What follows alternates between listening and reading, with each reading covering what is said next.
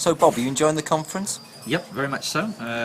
It's got a real buzz this time around. Lots of interesting talks, lots of interesting people, and yeah, lots of talk about the future of business English, people thinking expansively and about how they can develop themselves. So it's a really nice feel. Okay, and you gave a talk early this morning, very well attended talk. Can you tell us a Yes. little bit about what that was about? Yeah, it's a little bit shocking on a Sunday morning to see so many people there, but it was interesting. And I basically spoke about the need for business English teachers to shift a little bit away from the intercultural side of things to teaching interpersonal skills.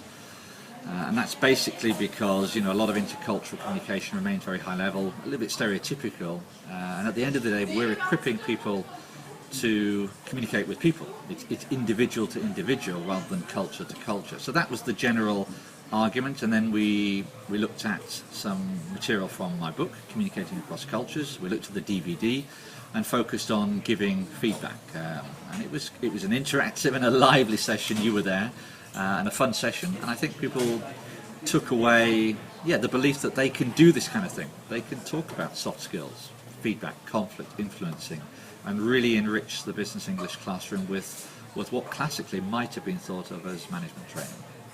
What were some of the issues that people raised during the talk that you found interesting? Well, it was just to explain the dynamic of the talk. I showed a video of people, one leader giving feedback to a team member, and invited responses from the audience to that feedback. And it was a little bit of trick, I have to say, because the audience was very critical of the feedback being given, and that was the first feedback that I then gave to the audience, that their assessment of that piece of feedback was not particularly open. It was rather judgmental, it was rather negative, and that's a key point about feedback, that we need to be open when people are challenging us, when people are doing things in ways that we don't particularly appreciate, when they're giving us feedback in a way that we feel is rather direct and critical, that we need to stay open, look for the positive intention behind the message, and take something from that conversation in order to learn. I think that kind of rather destabilized the audience. They hadn't expected that as a mechanism.